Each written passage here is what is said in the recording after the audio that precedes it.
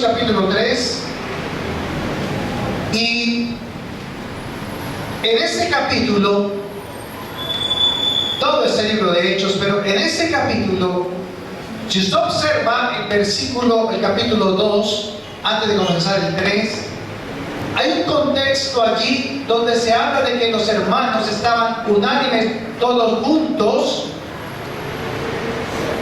y que realmente estaban compartiendo el pan, cenando con ellos en las casas y disfrutando con alegría el partir el pan unánimes. Jesús ya ha resucitado, Jesús ya se ha ido al cielo, y ya el Espíritu Santo ha descendido en el día de Pentecostés, y los hermanos estaban unánimes juntos, reunidos, compartiendo y esperando la venida precisamente del Espíritu Santo. Y es cuando el Espíritu Santo llega, y entonces Pedro se levanta con denuedo, un hombre del vulgo, un hombre que no era de palabras, pero habla con denuedo tanto la palabra que los mismos judíos se sorprenden por la manera en que habla la palabra. Y lo más interesante de todo es que él se levanta y da su primer discurso. Y empieza la gente a escucharlo, y se convierten en ese mismo día 3,000 personas. Y no había micrófono. Entonces, ¿cómo se convertía? ¿Cuál era el poder que en ellos estaba? ¿Cómo era que el Señor podía hacer llegar a muchos de esta palabra?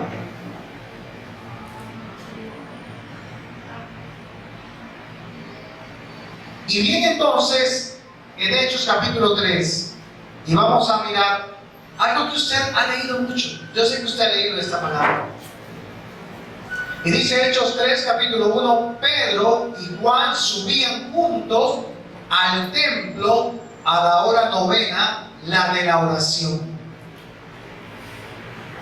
Y era traído un hombre cojo de nacimiento, a quien ponían cada día a la puerta del templo, que se llama La Hermosa, para que pidiese limosna de los que entraban en el templo. Estoy leyendo la Reina Valera.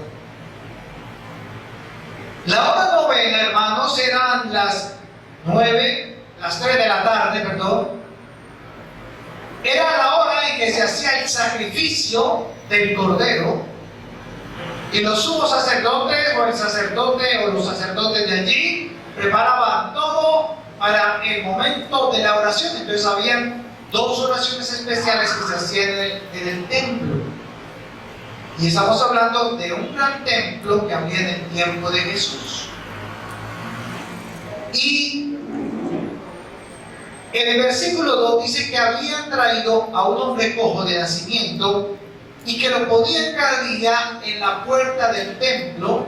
Pero el templo tenía muchas puertas, el templo de Jerusalén, y el templo que había allí, que era muy grande, tenía una puerta. ¿Y cómo se llamaba la puerta que hay allí? La puerta de la Hermosa. Y esta puerta de la Hermosa, hermanos, pues su nombre lo dice todo. Era una puerta muy hermosa. Habían como 8 puertas, pero esa era la puerta de la Hermosa. Miremos entonces qué pasó. Dice el versículo 2 que traían a este cojo para que pidiese limosna a los que entraban por él. Dado que no tenemos el videobeam, ya pudimos colocarlo. Les quería mostrar allí en las escenas el templo, pero El templo, hermanos, tenía 480 metros de largo por 280 metros de ancho. El templo de Jerusalén. El templo que llevó a cabo y reconstruyó Herodes. Era casi la mitad de la ciudad, era muy grande. Como casi 5 cuadras de 100 metros. Y de ancho casi 3 cuadras. Era algo muy grande. Y este templo, que se llamaba el templo de Salomón, porque lo había hecho Salomón y lo reconstruyó Herodes, estaba dividido en 3 partes. Y esas 3 partes eran que estaba encerrado, con unas paredes de 4,5 metros de altas, y tenía el lugar grande, el sitio se llamaba el recinto, y en la parte central había una zona llamada la zona sagrada, y dentro de la zona sagrada había otro lugar llamado el santuario, donde estaba el lugar santo y el lugar santísimo.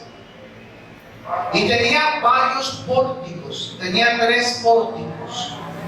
Y entre ellos tenía el pórtico de Salomón.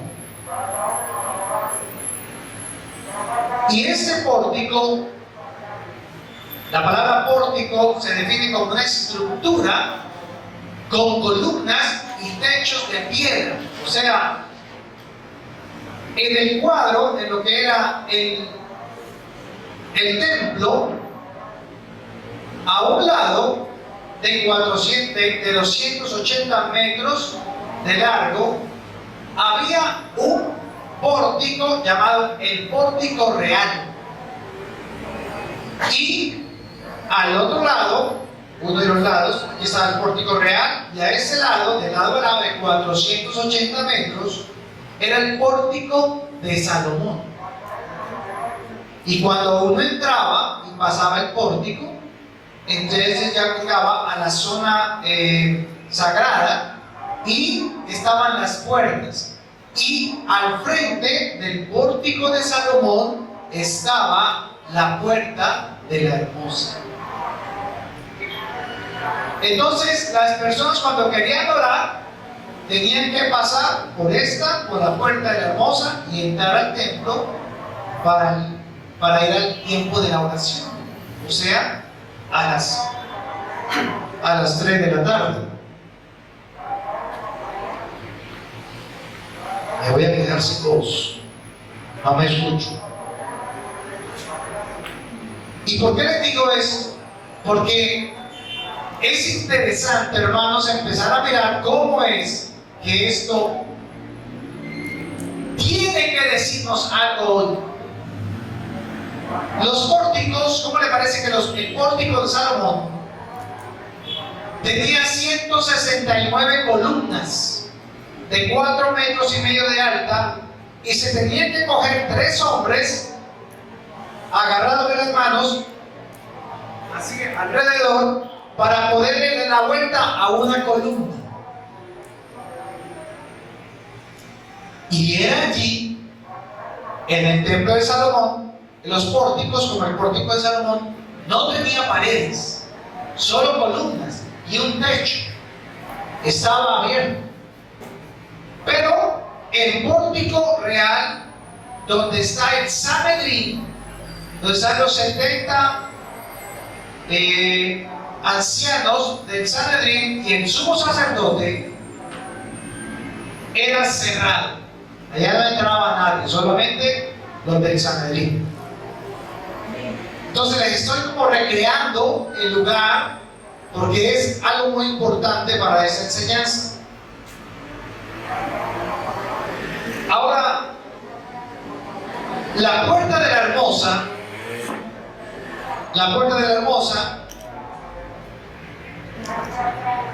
no está en ninguno de los libros escritos por los judíos al día de hoy. No se conoce, no sabe dónde estaba, ni se habla de ella. Es más, le cambiaron el nombre los judíos. La llaman la puerta de Nicanor.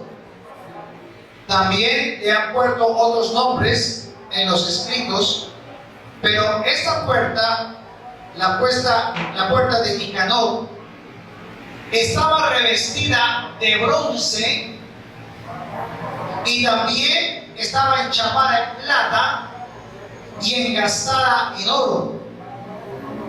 Y era allí, y tenía unos escalones para entrar a la puerta, y era allí donde colocaban o venían los necesitados, los enfermos, los discapacitados a pedir limosna, y porque ellos no podían entrar al templo a orar, porque toda persona que le faltara algo o estaba incompleto o estaba discapacitado se consideraba que era una persona inmunda y no podía entrar al templo.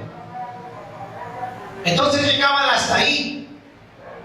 Podían pasar por el portal, el pórtico de Salomón, pasaban y podían llegar hasta la puerta de la hermosa.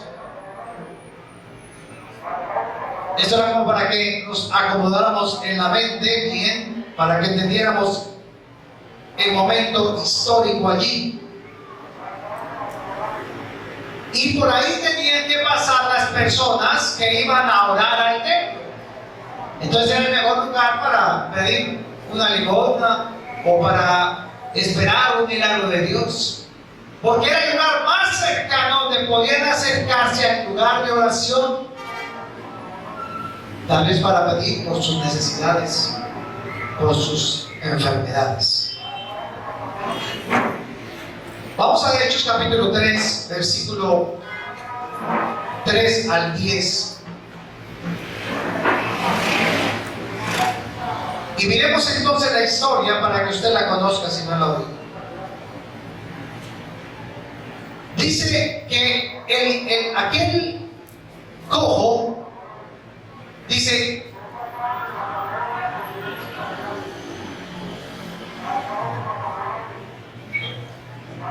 que o sea, el cojo, cuando vio a Pedro con Juan, que iban a entrar al templo, le rogaba que le dieran ¿qué? Dinero, limosna. Pedro con Juan, fijando en él los ojos, le dijeron, míranos, dijo Pedro. Entonces, él les estuvo atento, esperando recibir de ellos algo. Mas Pedro dijo, no tengo plata ni oro, pero lo que tengo te doy. En el nombre de Jesucristo de Nazaret, levántate, ¿qué? Anda.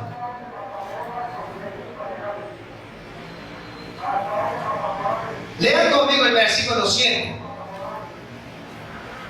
Y tomándole, ¿por dónde? Derecha. ¿Qué hizo? ¿Qué hizo Pedro? Lo levantó. Y al momento se le afirmaron los pies y los tobillos. Y saltando se puso en pie y anduvo y entró con ellos en el templo, andando y saltando y alabando a Dios. Gloria a Dios. Este hombre nunca había podido entrar allí a orar al templo, a la zona sagrada. Pero ahora ya lo puede hacer porque ya puede caminar. Amén. ¿Cómo está el hombre? ¿Está triste? ¿Aburrido?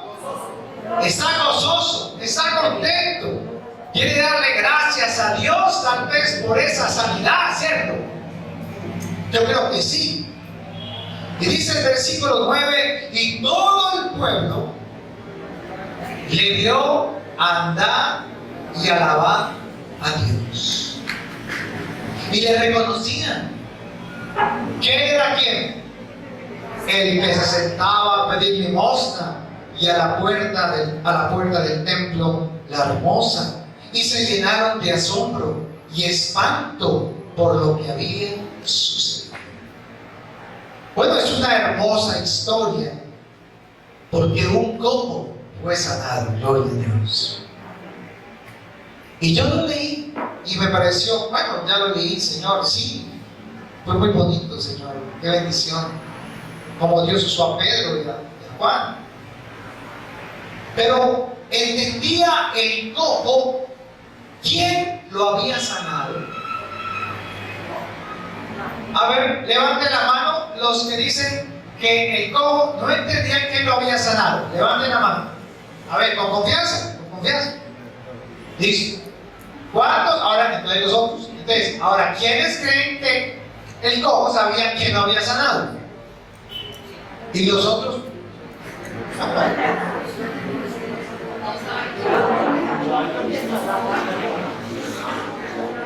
Bueno,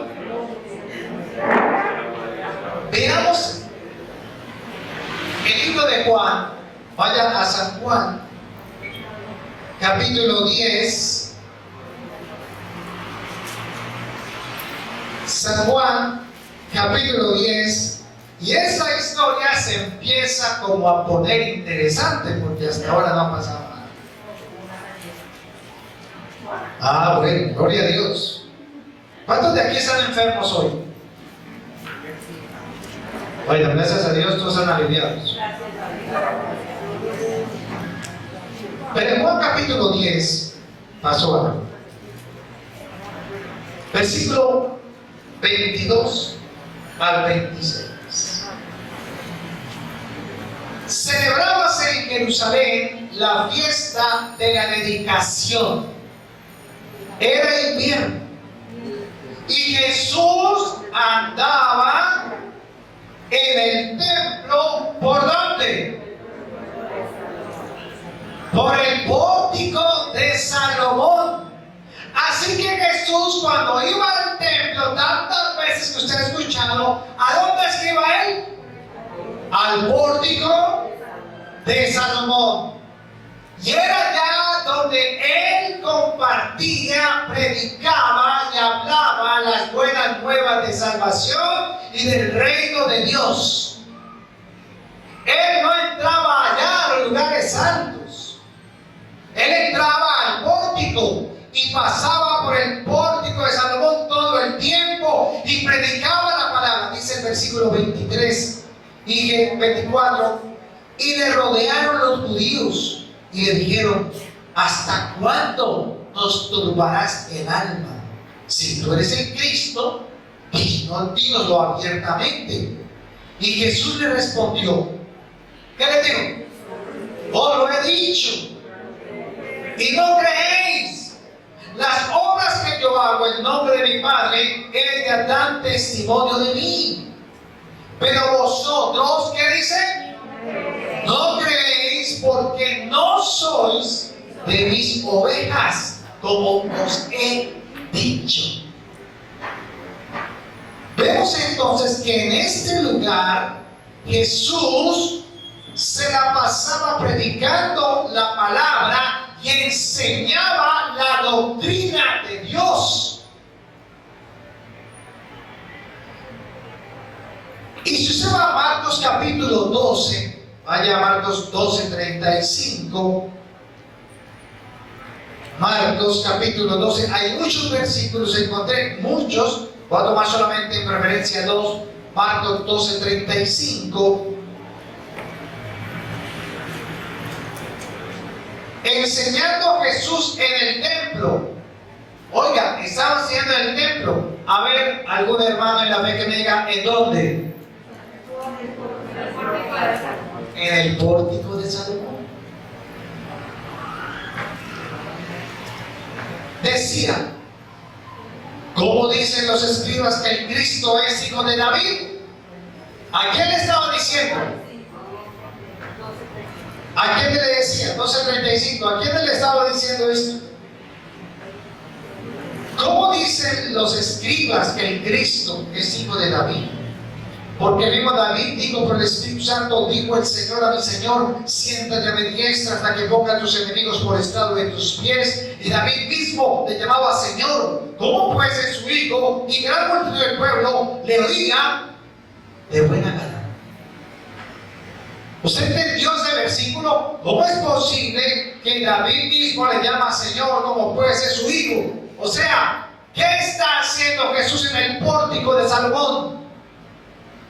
Está enseñándoles a quienes, fariseos, herodianos, judíos, escribas, intérpretes, saduceos y hasta los discípulos de Jesús y hasta los de Juan, que estaban también allí. Si usted lee detenidamente los detalles del pórtico de Salomón en los tiempos que Jesús estuvo enseñando allí, usted va a tener en cuenta de que el pórtico de Salomón era un lugar muy especial para Jesús, porque en ese lugar Él enseñaba doctrina, Él enseñaba palabra profunda. Era allí donde realmente se reunían los fariseos y los intérpretes de la ley a quererlo a Él hacer que cayese y violase la ley. Y en ese lugar donde Jesús hablaba con denuedo la palabra, era allí donde se formaban los discípulos.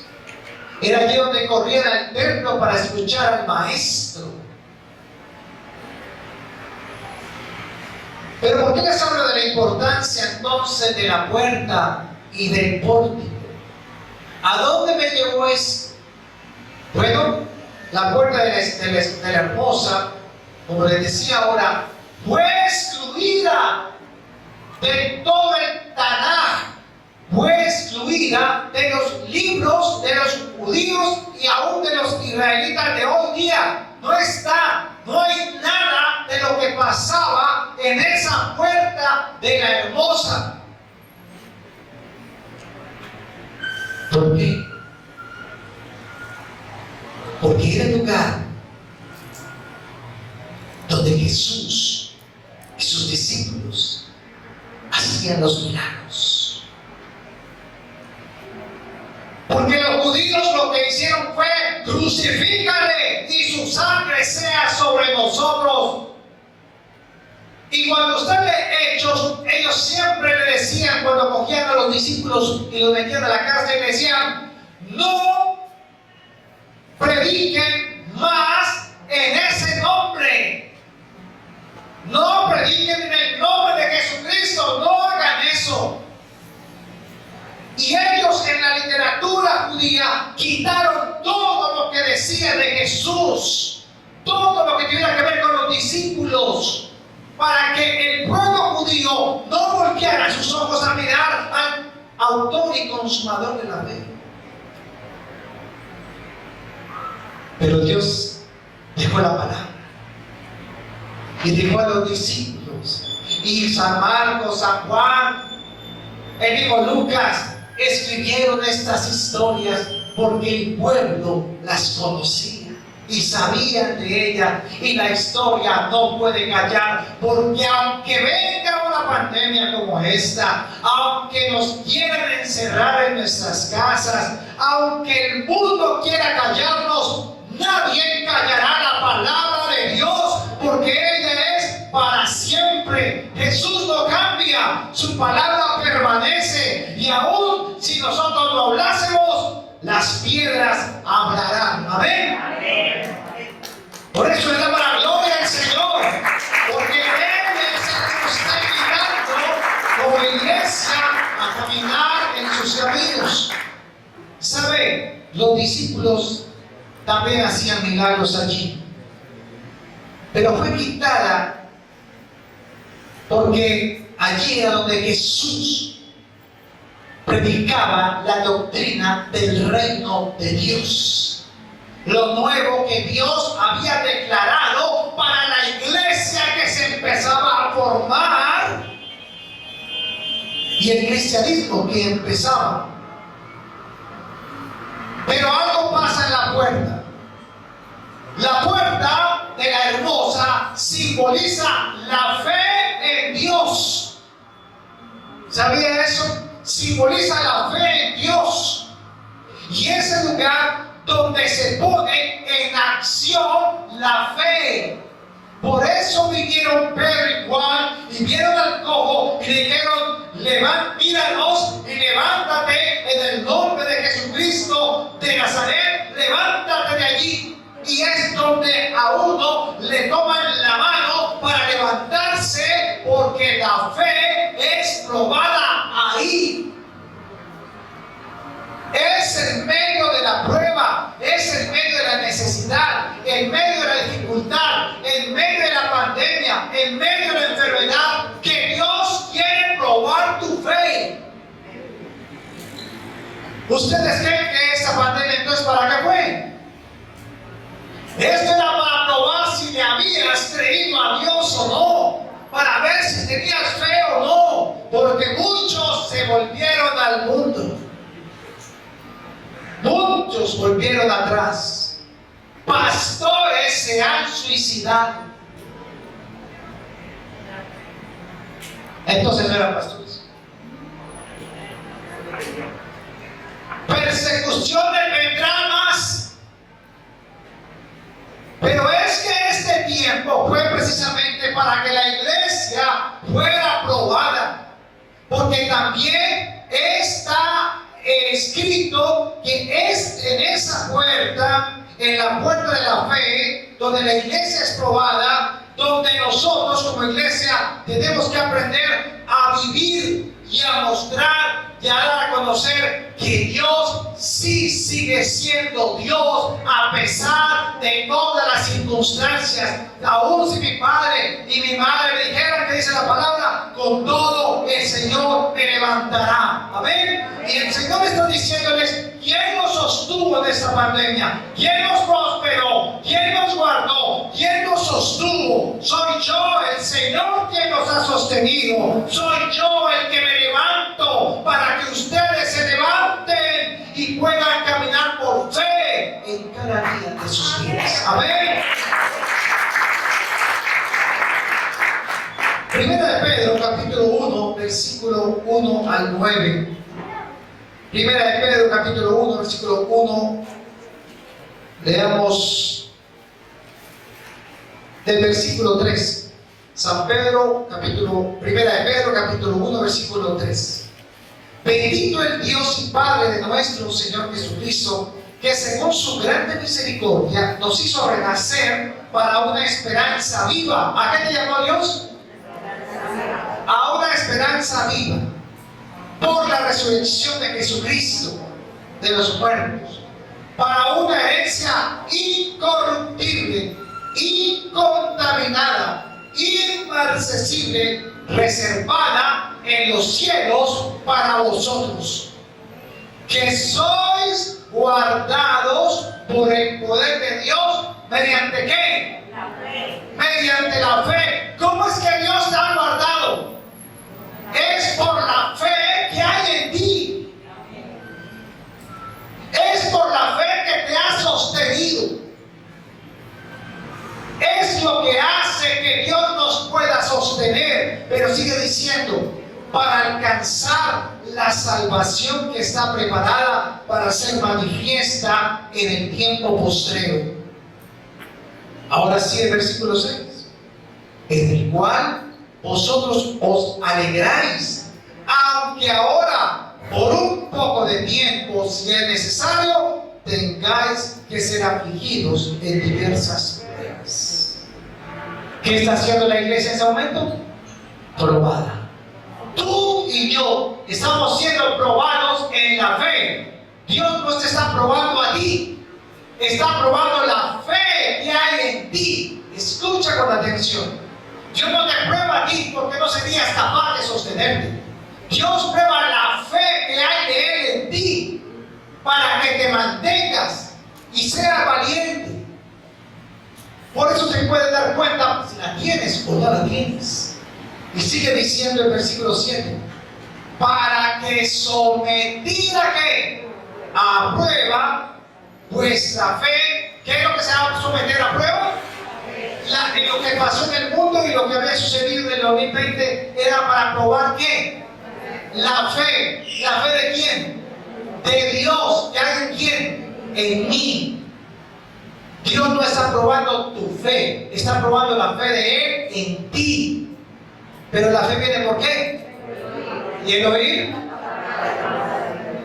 Y sigue diciendo, para que sometida a prueba vuestra fe, mucho más preciosa que el oro, el cual aunque perecedero se prueba con fuego, será hallada en alabanza, gloria y honra cuando sea manifestado Jesucristo, a quien amáis y que, sin haberle visto, en quien creyendo, ahora, aunque no lo veáis, os alegráis con gozo inefable y glorioso, obteniendo el fin de vuestra fe, que es que la salvación de vuestras almas.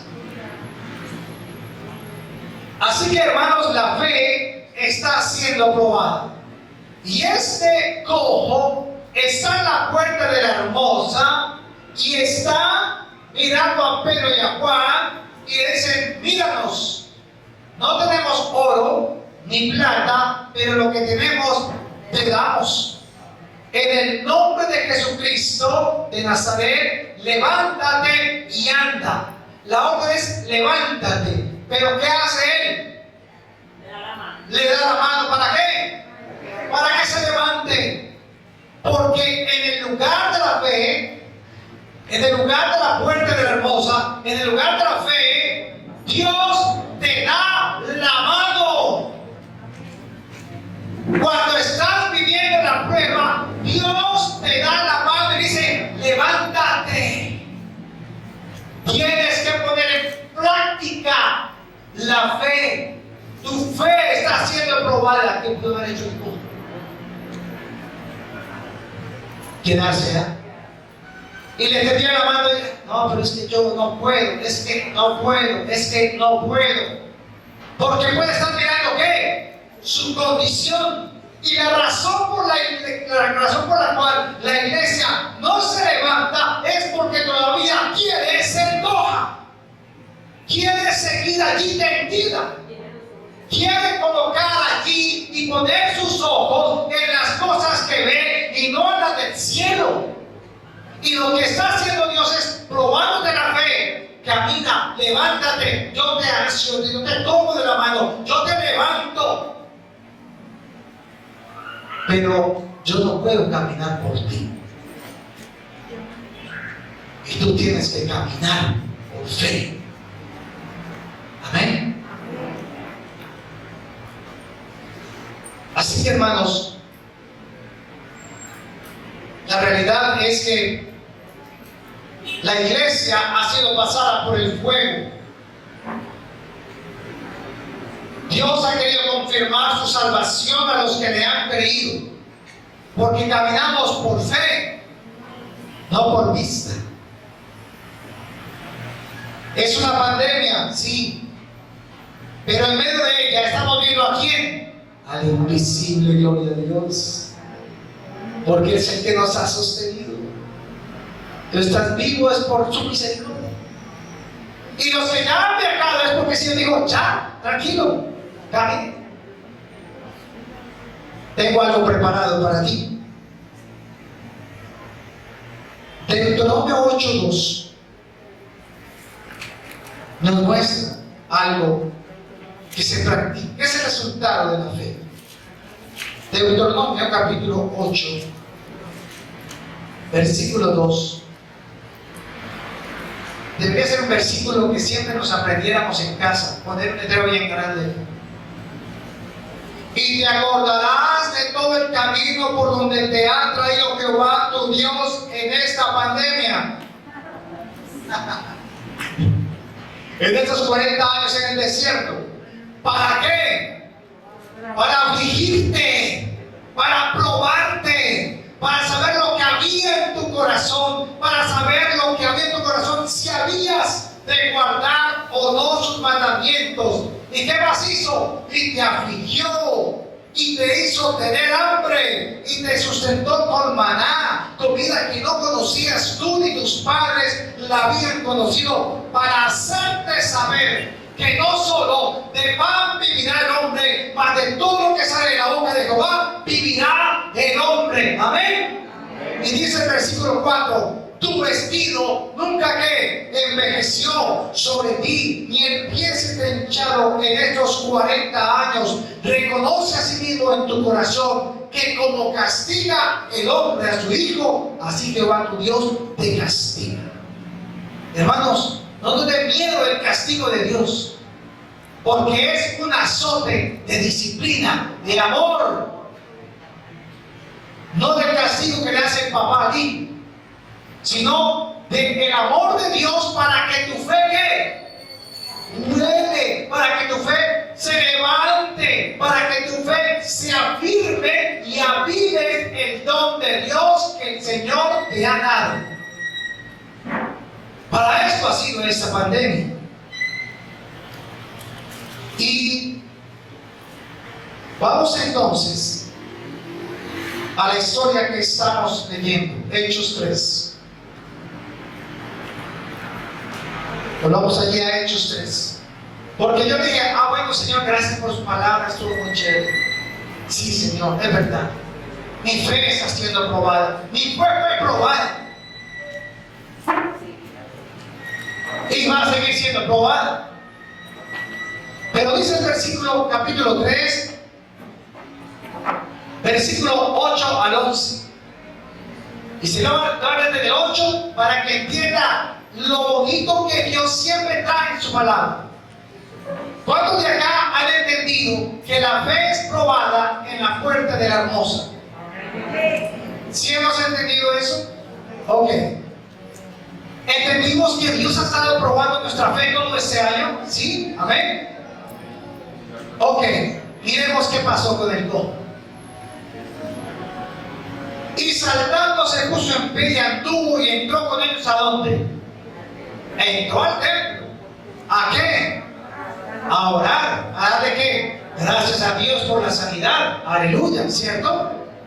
Y cuando usted recibe una sanidad de pronto en su hogar de parte del Señor, y usted viene y se congrega, entonces usted viene y quiere dar a testimonio, ¿cierto? Yo quiero testificar que el Señor me sanó de esto y esto, el Señor, ¿cierto? Todos hemos hecho eso, y es bueno. Y sigue diciendo, andando y saltando, alabando a Dios.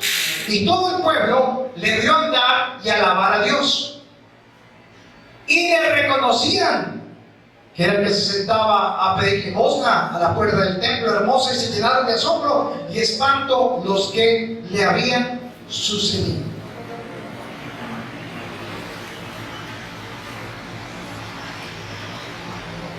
Y yo, bueno, bien. Ahora lea el 11. Mire el versículo 11.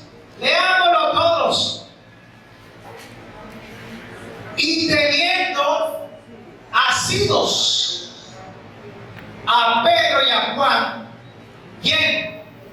El que había sido cojo, que había sido sanado.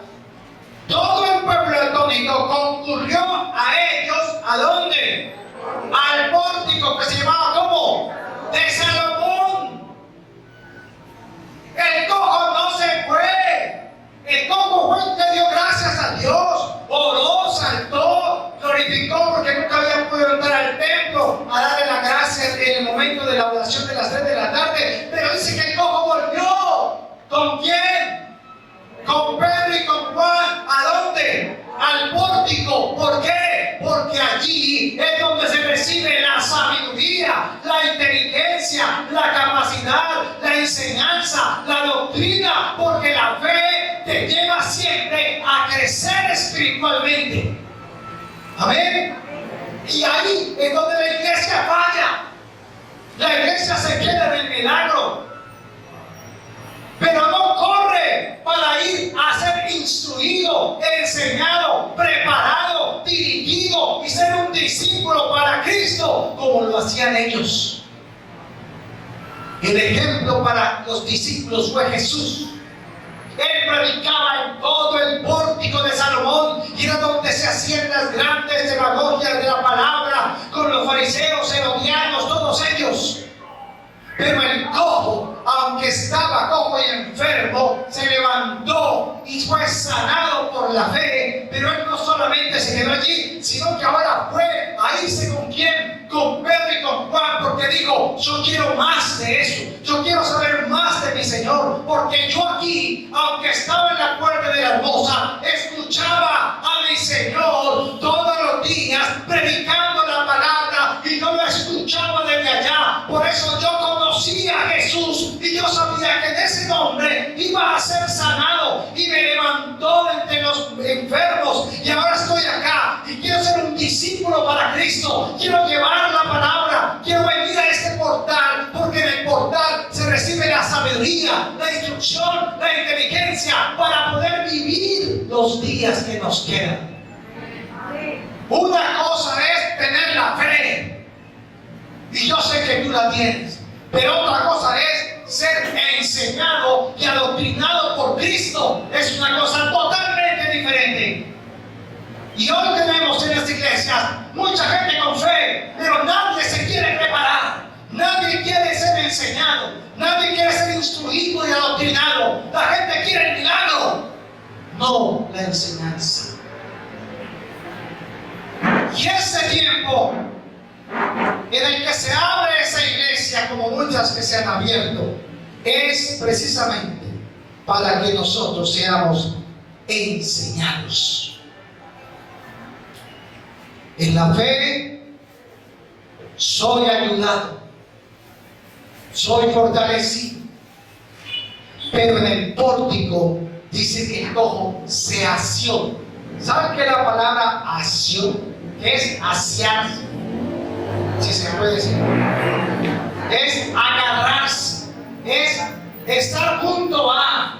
Se asió, se pegó a ellos, lo cogió, camine. ¿Para dónde es? Para allá, vamos para allá, vamos para allá, vamos para allá. Vamos a hacer un discipulado en una finca, camine, vamos para allá.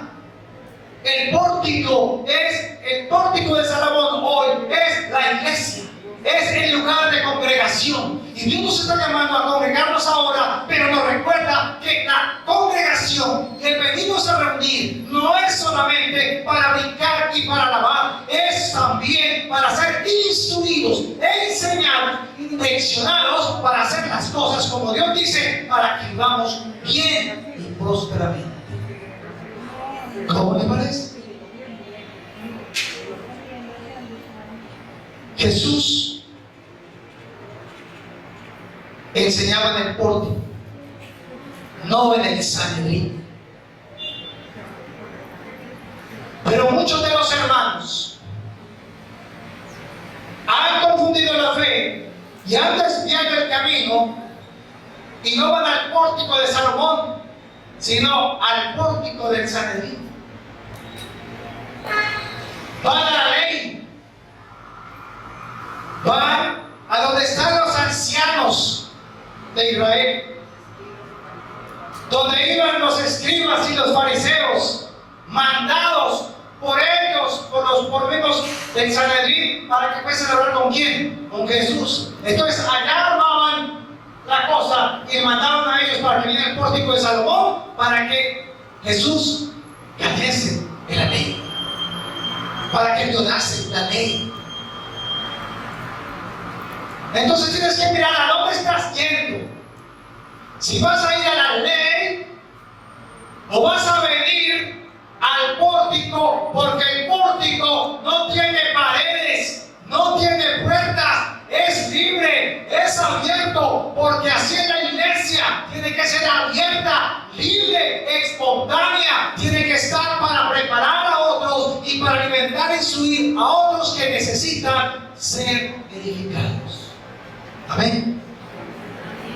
En el pórtico, hermanos, hay sabiduría, hay consejo, hay enseñanza para aprender a vivir. Y el problema de la iglesia, hermanos, es que tiene fe, pero no sabe vivir en la fe. Siempre quieren, Señor, dame fe, pero no practican ella. No son practicantes. ¿Por qué? Porque no son instruidos, no son enseñados.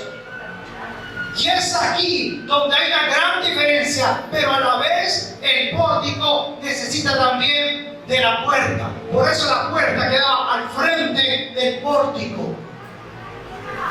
Tú entras y llegas a la iglesia, tú vienes al Señor por la fe, porque tal vez necesitas ser levantado, necesitas ser ayudado, pero sabes, necesitas venir al pórtico después, porque si no, sigues siendo el mismo cojo allá en la puerta. Por esa razón, no creces espiritualmente. Por eso no te apasionan las cosas de Dios. ¿Usted cree en Dios? Ah, sí, yo sí creo en Dios. Venga, hermanito, ore por mí. Venga, cree en mí. Yo creo en el Señor. Ore por mí. No, yo tengo fe, sí. Pero esa fe que estás buscando o estás caminando en ella es una fe tal vez para los milagros. Pero Dios aún así te sana. Pero Él trabaja con los que llegan al pórtico de Salomón. Hermanos, una cosa es la sanidad divina en tu vida. Otra cosa muy diferente es la instrucción para vivir.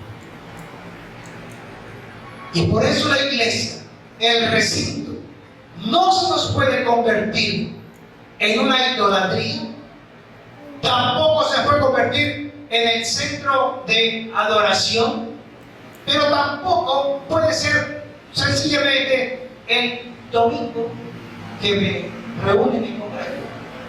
La iglesia, cuando se congrega, es para debatir, para informar, para tener conocimiento, para aprender a cuando usted salga, saber lo que debe hacer y lo que no debe hacer, según Dios. Pero si no puede llegar a la iglesia y ser el mismo allá afuera del mundo. Si usted llegó a la iglesia y es uno acá y está metido aquí y anotando y escribiendo y esto, el Señor te dice, allá afuera a la semana, ¿cuántas veces lo haces? Porque la iglesia no es el lugar. La iglesia está caminando por todas partes. Hay demasiados pórticos de Salomón regados por todo el mundo. Pero somos nosotros los que, como buenos discípulos, tenemos que tomar nota de lo que Dios nos enseña cada día en su palabra. El cojo no se quedó en la puerta. Tampoco se quedó solamente orando. Salió a prepararse, a instruirse. La pregunta para terminar, hermanos, es: ¿dónde estás hoy? ¿Estás en la puerta o estás en el pórtico? Pero ir al pórtico te va a costar.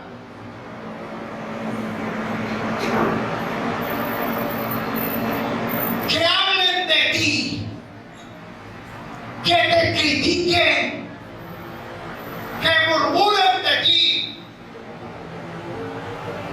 hasta te van a exigir: usted que es cristiano, venga ahora por mí a ver si me sano. Te van a murmurar de ti, te van a achacar todos los problemas de la vida de los demás. Igualito lo hacía con Jesús, por predicar la verdad. Así que yo no necesito un parlante ni un micrófono y meterme por allá en la 22 y gritarle a un mundo de motos y de mecánicos: arrepiéntanse, con un parlante ahí grandísimo. Yo tengo que usarles con mi vida, con mi caminar, con mi manera de actuar, con las cosas que digo y hago. Y si aún me equivoco, señora, le pido perdón, me equivoqué. Reconocer mis errores, reconocer que me equivoco. Yo no estoy diciendo que hay que ser perfectamente afuera. Yo estoy diciendo: hable con sinceridad, con fe, en pureza y santidad, y yo te voy a dar todo lo que necesitas para que vivas bien en esta tierra. Vivir bien significa ser instruido en la palabra para que usted sea recto en la riqueza y en la pobreza, en la enfermedad y en la salud. No es lo que se dice en el matrimonio. Pero cuando estamos mal, digo, hermana, ¿qué pasó que no ha vuelto a la iglesia, hermana? ¿Qué pasó que no hemos visto conectada? No, es que estoy resolviendo una cosita, unos problemitas. Cuando lo resuelva, vuelvo. Eso es lo que respondemos, ¿sí? No, cuando esté bien. No, ahora soy muy mal, estoy muy decaída, afligida. No, ahorita no, cuando ya me recupere, yo voy a ir. Es ahí donde tenemos que estar. Es ahí donde tenemos que vivir la vida de la fe. Es ahí donde el Señor nos quiere precisamente enseñar. Vaya a 2 de Timoteo para terminar, 2 de Timoteo 4. Segunda carta a Timoteo, capítulo 4. Y miremos el versículo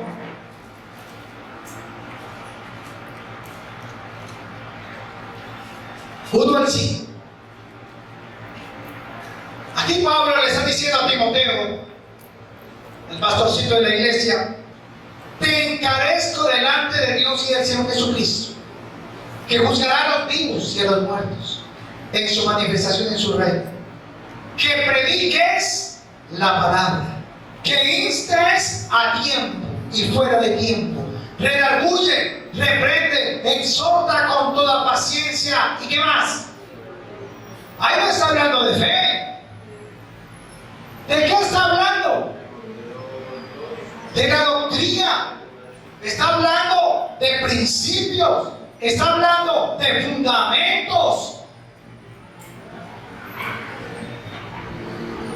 Porque vendrá tiempo, y ahora es cuando no suplirán la sana doctrina. ¿Sabe por qué Dios tuvo que cerrar las iglesias en el mundo entero? Porque el único que las podía cerrar era Dios.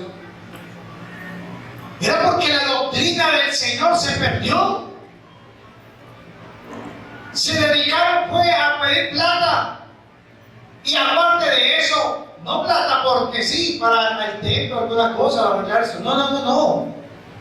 Coloca, venga y pacte y ponga el 10%, el 1% de su deuda, y Dios le multiplicará el 99%. Eso es brujería, hechicería. Dios no dice eso en la palabra.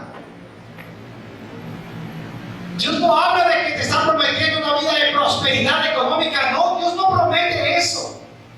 Dios te promete una vida eterna para siempre en el nombre de Jesucristo. Y te dice que aunque todos te abandonen, yo no te dejaré, no te abandonaré, siempre estaré contigo. Y sabes, aunque este estuche se esté dañando, se esté envejeciendo, yo tengo un estuche especial para ti en el cielo, uno que durará para siempre. Estarás conmigo para siempre.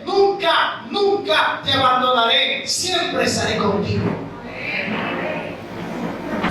Y por esa razón, Pedro le hace y le encarece a Timoteo que predique la sana doctrina, que exhorta, que reprenda, que redarguye, porque somos una iglesia especial.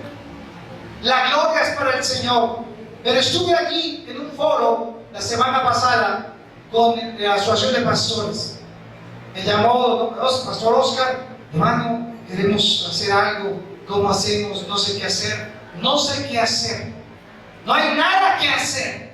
Los pastores ya se fueron todos. Aquí no hay nada. Es más, yo sigo viviendo por la misericordia de Dios, porque ni por 10,000 pesitos que le pedimos a ellos mensuales, ni siquiera con eso me han podido sostener para eso.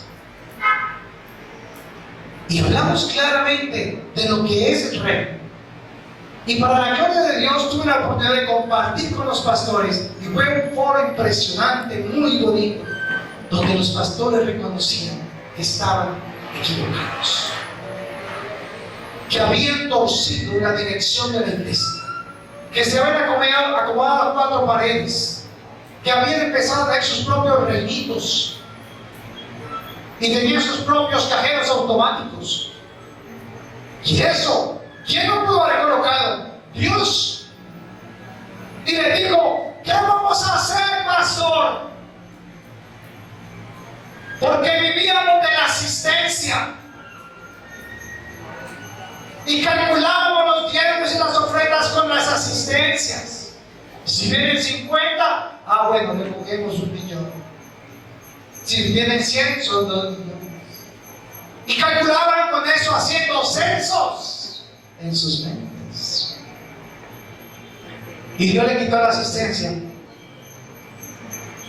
Y muchos han padecido hambre porque no saben nada más que hacer. Pero vinieron y dijeron: ¿qué vamos a hacer? Y entonces el Señor me dio una palabra para la iglesia, para los pastores. Y fue un momento lindo, hermoso, hermanos. Yo no tuve que hacer fuerza, el Señor hizo todo. Y esa palabra que Dios nos dio fue impresionante. La gloria es para el Señor. ¿Y sabe qué pasó? ¿Cuál fue la palabra?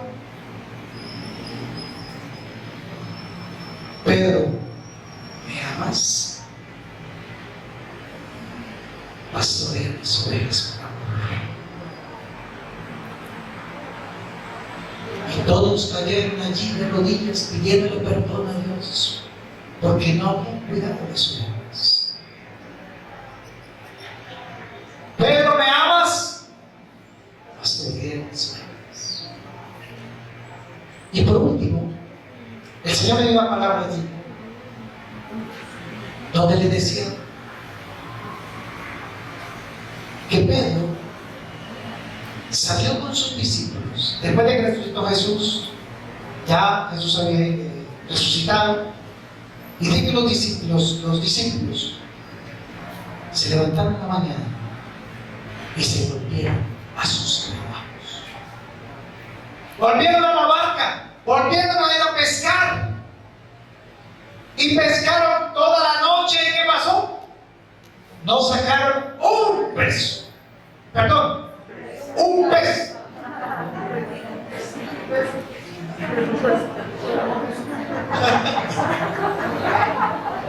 ¿Y saben qué pasó?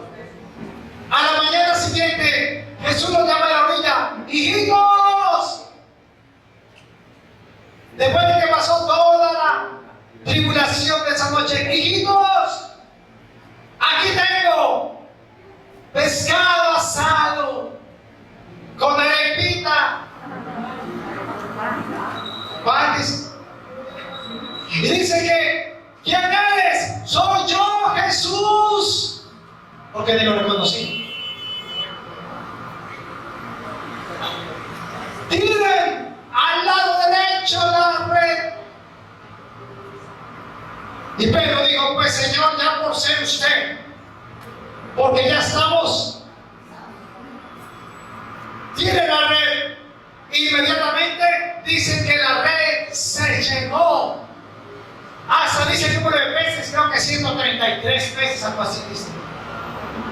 Y dice que no la podían sacar. Entonces llamaron a los compañeros para decirle: vamos, ayuden, porque está muy pesada y se puede romper. Colaboren para levantar esta red. ¿Y sabe qué pasó? Sacaron la red llena de peces. Y la palabra para ellos fue, al final de los pastores, fue: no podemos trabajar solos. La iglesia se tiene que unir para poder ir a ser pescadores de hombres como Dios dijo, no como nosotros pensamos. Y entonces levantaron sus manos, se arrodillaron a Dios y pidieron al Señor que fuéramos sinceros, que hubiera sinceridad en el cuerpo pastoral. Y tal vez el Señor también necesita que nosotros como iglesia local seamos sinceros. Si hay algo que no le gusta a la Biblia: yo no soy el mejor predicador, yo no soy el mejor pastor, pero dígamelo, háblame, hágamelo llegar, dígame, yo no me voy a poner bravo, créame que no, aunque parezca bravo. Pero no hable de mí. Mire, las personas, no se ponga a murmurar por las circunstancias. Es una prueba que Dios nos está mandando, porque ahora te quiere llevar al pórtico de Salomón para que seas instruido, adoctrinado, aconsejado, enseñado y caminar en la verdad para que vamos bien sobre esa tierra. Amén. Así que ya no es tiempo de cojear. Iglesia, no te enseñes a cojear. Es tiempo de creer. Y el Señor te pregunta hoy, ¿dónde estás tú? ¿Dónde estás? Como le preguntó Adán. ¿Por qué no creces espiritualmente? Yo quiero que usted se haga esa pregunta. Y guárdela, si puede escribirla ahí, téngala para que siempre la vea. ¿Por qué no crezco espiritualmente? ¿Te quedaste en la fe? ¿Quieres entrar al pórtico de Salomón para ser adoctrinado como un hijo de Dios verdaderamente y caminar en la perfecta voluntad de Él? Alguien me preguntaba, hermano, pero entonces con el Espíritu Santo sí se pueden cumplir los mandamientos. ¿Ustedes qué opinan? No. ¿Sí o no? O sea que el Espíritu Santo no nos es capaz a nosotros de cumplir los mandamientos en nuestras vidas. Sí. Con el Espíritu Santo, sí. En el Espíritu Santo, sí. Porque nosotros no podemos. Pero hablemos de los mandamientos de Jesús, no los de la ley. Y ahí es donde tenemos que aprender.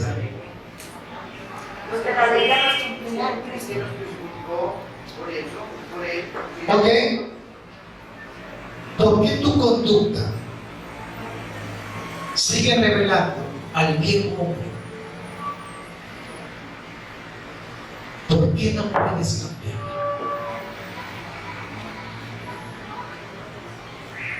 Ahí es donde nos damos cuenta que necesitamos ser adoctrinados, necesitamos ser enseñados, aconsejados, instruidos.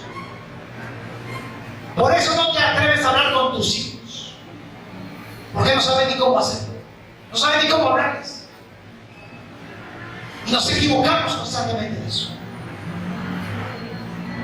Es tiempo de cambiar tu vida.